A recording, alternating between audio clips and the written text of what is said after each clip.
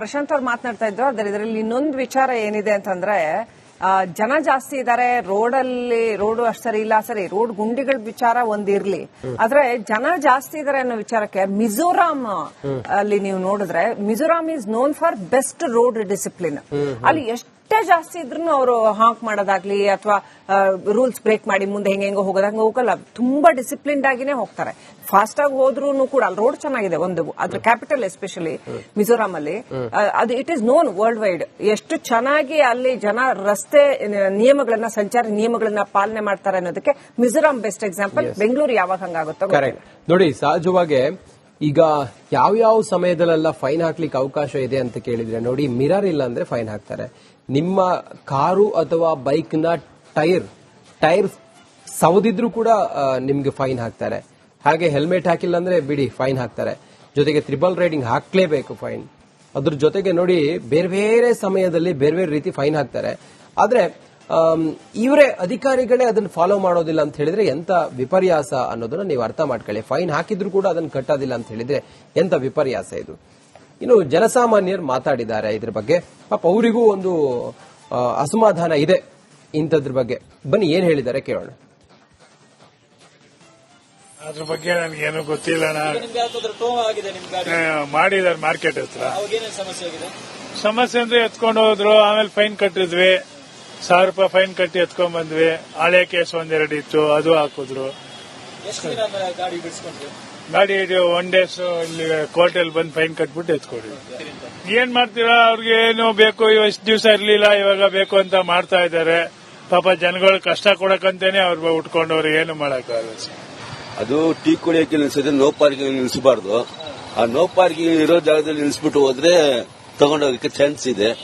ಆದ್ರೆ ಅವ್ರು ತಗೊಂಡೋಗೋದು ಮಾಹಿತಿ ಇರೋದಿಲ್ಲ ನಮ್ಗೆ. ಎಲ್ಲಿ ನಿಲ್ಸೋದು, ಏನು ನೋ ಪಾರ್ಕಿಂಗ್ ಅಂತ ಬೋರ್ಡ್ ಹಾಕಿರಲ್ಲ. ಅಲ್ಲಿ ನಿಲ್ಸ್ಬಿಡ್ತೀವಿ, ಆಮೇಲೆ ಟೋ ಮಾಡ್ಕೊಂಡು ಹೋಗ್ಬಿಡ್ತಾರೆ. ಅವ್ರ ಕಾರ್ ಮೇಲೆ ಅವ್ರು ತಗೊಂಡೋಗಕ್ಕಾಗಲ್ಲ. ಗೌರ್ಮೆಂಟ್ ಸರ್ಕಾರ ಅವ್ರದ್ದು ತಾನೆ, ಆದ್ರಿಂದ ಅವ್ರಿಗೆ ತಗೊಂಡೋಗಕ್ಕಾಗಲ್ಲ. ನಮ್ದು ಪ್ರೈವೇಟ್, ನಮ್ದು ತಗೊಂಡೋಗ್ತಾರೆ.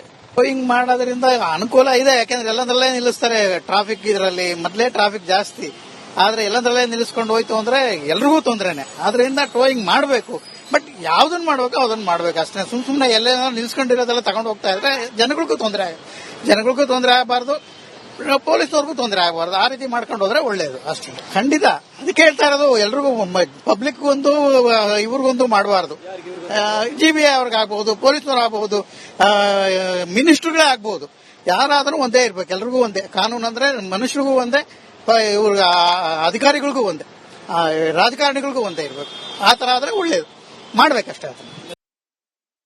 ತೀರ್ಥಕುಮಾರ್ ಅನ್ನೋರು ಕರೆ ಮಾಡಿದ್ದಾರೆ. ಅವ್ರನ್ನ ಮಾತಾಡ್ಸೋದಕ್ಕಿಂತ ಮುಂಚೆ ನೋಡಿ, ನಾನು ಮೊನ್ನೆ ಒಬ್ರು ಟ್ರಾಫಿಕ್ ಪೊಲೀಸ್ ಹತ್ರ ಮಾತಾಡ್ತಿದ್ದೆ. ಅವ್ರು ಹೇಳ್ತಾ ಇದ್ರು, ಸರ್ ನಮ್ಗೆ ದಿನಕ್ಕೆ ಇಂತಿಷ್ಟು ಟಾರ್ಗೆಟ್ ಅಂತಿರುತ್ತೆ, ಇಷ್ಟು ಫೈನ್ ಹಾಕ್ಬೇಕು ಅಂತಿರುತ್ತೆ, ಇಷ್ಟು ವಸೂಲಿ ಮಾಡ್ಬೇಕಂತಿರುತ್ತೆ. ಆ ಟಾರ್ಗೆಟ್ ರೀಚ್ ಮಾಡಿಲ್ಲ ಅಂತ ಹೇಳಿದ್ರೆ ನಮ್ಮ ಮೇಲಾಧಿಕಾರಿಗಳು ನೀನೇನ್ ಕೆಲಸ ಮಾಡ್ತಿದ್ಯಾ ಅಂತ ಟಾರ್ಗೆಟ್ ಏನಾಗಿರ್ಬೇಕು, ಅಶಿಸ್ತನ್ನ ಕಡಿಮೆ ಮಾಡುವಂತದ್ದು, ಕಾನೂನು ಉಲ್ಲಂಘನೆಯನ್ನ ಕಡಿಮೆ ಮಾಡುವಂತದ್ದು ಇವ್ರು ಟಾರ್ಗೆಟ್ ಆಗಿರ್ಬೇಕು. ಬದಲಾಗಿ ಮೈಂಡ್ ಸೆಟ್ ಹೇಗಿದೆ ಅಂದ್ರೆ ಇಂತಿಷ್ಟು ಅಮೌಂಟ್ ಕಲೆಕ್ಟ್ ಮಾಡೋ ಟಾರ್ಗೆಟ್ ಆಗ್ಬಿಟ್ಟಿದೆ.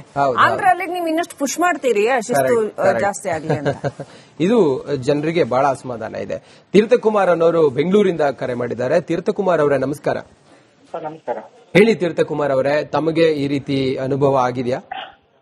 ಈಗ ನಾನು ಒಂದು ಟೈಮು ಕೋನಪ್ ನಗರ ಬ್ಯಾಂಕ್ ಹತ್ರ ನಿಲ್ಸಿದ್ದೆ. ಎತ್ತಕೊಂಡೋಗಿದ್ರು ಇವರು ಟ್ರಾಫಿಕ್ನವರು. 1,000 ರೂಪಾಯಿ ಕೊಂಡು ಚಾನಲ್ ಕೊಡ್ಲಿಲ್ಲ. ರಿಸಿಪ್ಟ್ ಕೊಡ್ಲಿಲ್ಲ. ಇವ್ರು ನಮಗಾಗ ಒಂದು ರೂಲ್ಸ್, ಗವರ್ಮೆಂಟ್ ಅಧಿಕಾರಿಗಳಿಗಾಗ ಒಂದು ರೂಲ್ಸ್.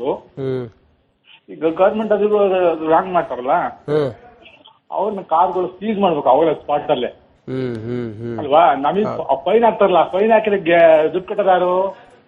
ಡ್ರೈವರ್ ಕಟ್ತಾರೋ, ಒಳಗಿರೋ ಅಧಿಕಾರಿ ಕಟ್ತಾರೋ, ಗವರ್ಮೆಂಟ್ ಕಟ್ಟುತ್ತೋ ಅಲ್ವಾ? ಈಗ ನಮ್ಗೆ ಯಾವ್ದು ಈ ತರ ಮಾಡ್ತಾರೆ, ಅವ್ರಿಗೆ ಸ್ಪಾಟ್ ಅಲ್ಲೇ ಸೀಸ್ ಮಾಡ್ಬೇಕಲ್ಲ ಗಾಡಿ ಅಲ್ವಾ? ರೂಲ್ಸ್ ಎಲ್ಲರಿಗೂ ಒಂದೇ ಅಲ್ವಾ?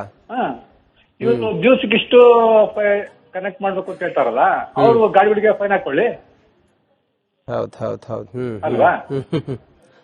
ಹಣ ಕೊಡೋದು ಯಾರು ಅವಾಗ? ಜನಸಾಮಾನ್ಯರಿಗೊಂದು, ಗವರ್ಮೆಂಟ್ ಅಧಿಕಾರಿಗಳು ಒಂದು ರೂಲ್ಸಾ? ಅದೇ ಈಗ ನಾವು ಪ್ರಶ್ನೆ ಕೇಳ್ತಿರೋದು ಅದೇನೆ. ಹಿಂಗ್ ಮಾಡಬಾರ್ದು, ಎಲ್ರಿಗೂ ಒಂದೇ ರೂಲ್ಸ್ ಅಂತ ಹೇಳಿದ್ರೆ ಅವರು ಫಾಲೋ ಮಾಡ್ಲಿ. ಯಾಕೆ ಮಾಡಕ್ ಆಗಲ್ಲ? ಅಧಿಕಾರಿಗಳಿಗೆ ಯಾಕೆ ಟ್ರಾಫಿಕ್ ರೂಲ್ಸ್ ಅನ್ನು ಫಾಲೋ ಮಾಡಕ್ ಆಗಲ್ಲ? ಫೈನ್ ಕಟ್ಟೋದು ಮತ್ತೊಂದು ಮಗದೊಂದು ಅದು ಬಿಡಿ, ಯಾಕೆ ಫಾಲೋ ಮಾಡಕ್ ಆಗಲ್ಲ? ನಾವು ಮಾಡ್ತೀವಲ್ಲ, ನೀವು ಮಾಡಿ. ಹೌದು ಅಲ್ವಾ? ಹೌದು ಸರ್.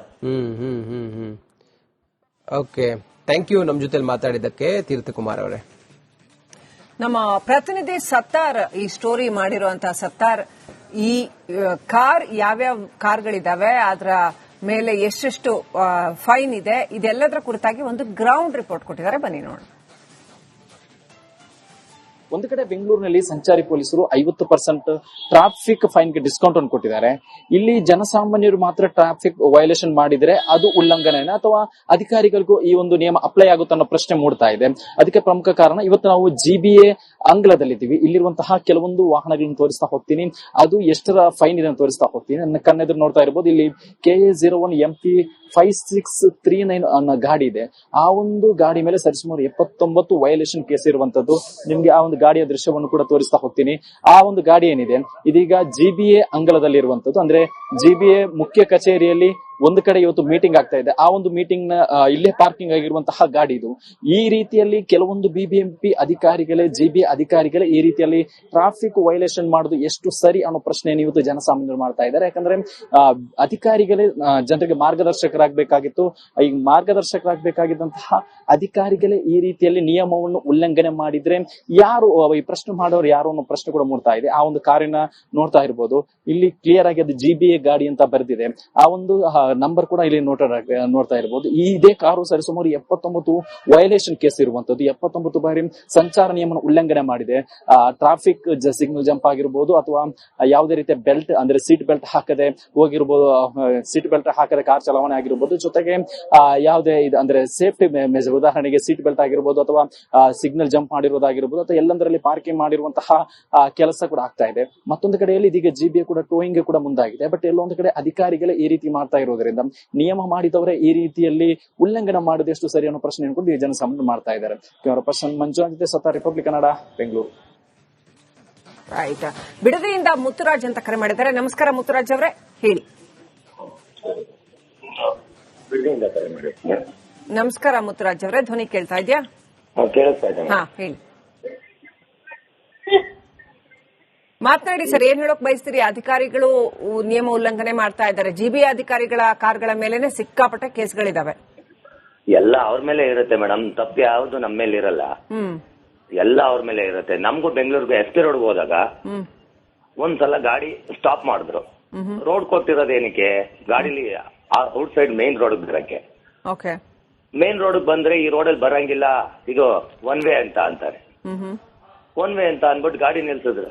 ಗಾಡಿ ನಿಲ್ಸ್ಬಿಟ್ಟು ಅಲ್ಲಿ 200 ರೂಪಾಯಿ ಅಮೌಂಟ್ ಕಟ್ಟಿಸ್ಕೊಂಡ್ರು. ಬಿಲ್ ಕೊಟ್ಟಿಲ್ಲ.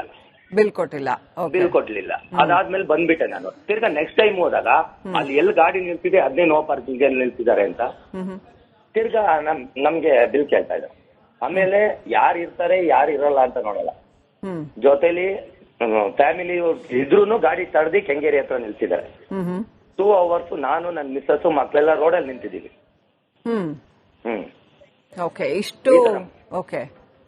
ಇಷ್ಟು ರೂಢ